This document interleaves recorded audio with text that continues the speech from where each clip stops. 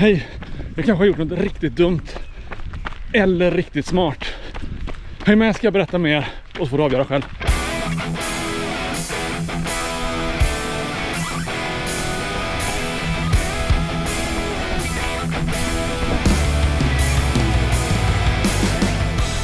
Om du har hängt med i mina filmer ett tag så vet du antagligen redan att jag sprang Kullamannen 100 miles i november. Och du vet antagligen också att det inte bar hela vägen, utan att jag tvingades bryta efter ungefär 100 kilometer. I år är jag anmäld igen och i år ska det bli 100 miles och ringen ska bli min. De säger att det bara finns ett sätt att veta om man klarar av 100 miles och det är att springa 100 miles. Så därför har jag anmält mig till 100 miles på Hallands Ultra Beach med start den 2 augusti. Hallands Ultra Beach är ett lopp på 200 miles som går från Göteborg ner till Båstad och följer den halländska västkusten här. Men loppet är också uppdelat i olika etapper där man kan välja att springa enskilda sträckor eller olika kombinationer av sträckor som finns. Och jag har valt 100 miles loppet som går från Åskloster och ner till Båstad. Fördelen med det är att jag tidigare sprungit Åskloster till Olofsbo och jag har även sprungit Olofsbo och Båstad vid 2 olika tillfällen. Så jag kan hela banan och har sprungit den förr, vilket jag hoppas ska ge mig en fördel. Loppet är som sagt uppdelat i etapper och varje etapp är mellan 7 och 5 mil ungefär någonstans. En liten speciell grej med det här loppet är att vi står en dropbag vid varje etapp. Så jag får 2 dropbags, vilket är dubbelt så många som i Kullamannen. Men däremellan mina dropbags finns det inga aidstationer alls. Utan man är helt utlämnad att förlita sig på sig själv. Och det man har med sig, eller det man kan skaffa längs vägen.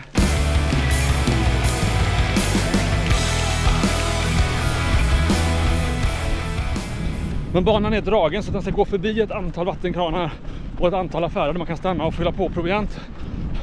Men det är upp till en själv att planera när man behöver stanna till och att hitta de här vattenkranarna.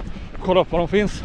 Robert som har ritat banan och skapat hubb, han har en filosofi om att kan du bara springa 100 miles så ska du också klara av loppet. Du ska inte behöva falla på reptider eller stressa dig fram, utan det är också tanken att man ska vara ute och njuta i naturen. Det där är något som klingar väldigt väl med mig och min filosofi. Den filosofin skiljer sig ju en del från Kullamannen som har en liten annan approach. De vill ha en viss mängd som bryter varje år och att loppet ska vara tufft att klara av, vilket har sin charm på sitt eget sätt. Men det är en annan filosofi. Men det här gör att hubben skiljer sig en del från Kullamannen i reptider och hur de är dragna. Det är ganska lätta tider att klara sig emellan. Så min tanke med att springa 100 miles på hubb är mycket att visa för mig själv att jag klarar av det. Och jag tror det är väldigt viktigt mentalt för att lite bättre kunna släppa det här spöket och stoppa de här inre monologen om att jag inte klarar av 100 miles. Bli lite säkrare på att jag faktiskt ligger rätt till i träningen och att jag faktiskt klarar av det. Det är även ett bra tillfälle att få träna på många av momenten. Till exempel det här att springa riktigt långt.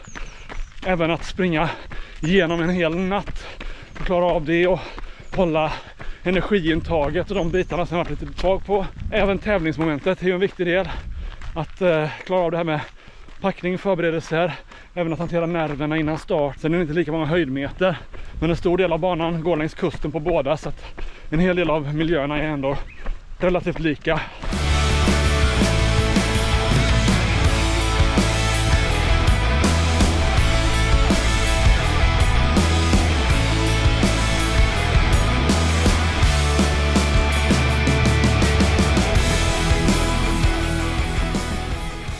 Men det finns ju goda skäl för mig att vara nervös också. Jag är osäker på om min träning har varit tillräckligt specifik för den här utmaningen. Hela våren har jag hållit träningen ganska generell. Visst, jag har sprungit mycket och haft några riktigt bra träningsblock. Jag har även lyckats skruva upp styrketräningen en del, vilket jag vet att jag behövde. Men jag har inte sprungit några riktigt långa pass. Dessutom, mellan hubben och nu så ligger min semester med alla utmaningar som den innebär. Det är alltid svårare att hålla igång träningsschemat på semestern. Det händer mycket på semestern. Man är iväg med familjen och hittar på en massa saker och sådär. Det är inte alltid träningen får så stor plats i schemat. Även dieten är svårare att hålla. Man är ute på vägarna, det blir mer restaurangmat. Det är även väldigt lätt hänt att tillåta sig själv lite mer på semestern. Och det ska man ju göra. Men det vill till för mig att inte släppa efter allt för mycket. Om jag ska hålla en bra matchvikt och bra form till hubben.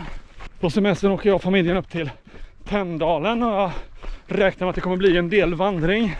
Men det blir väldigt lugn vandring när man har med sig familjen.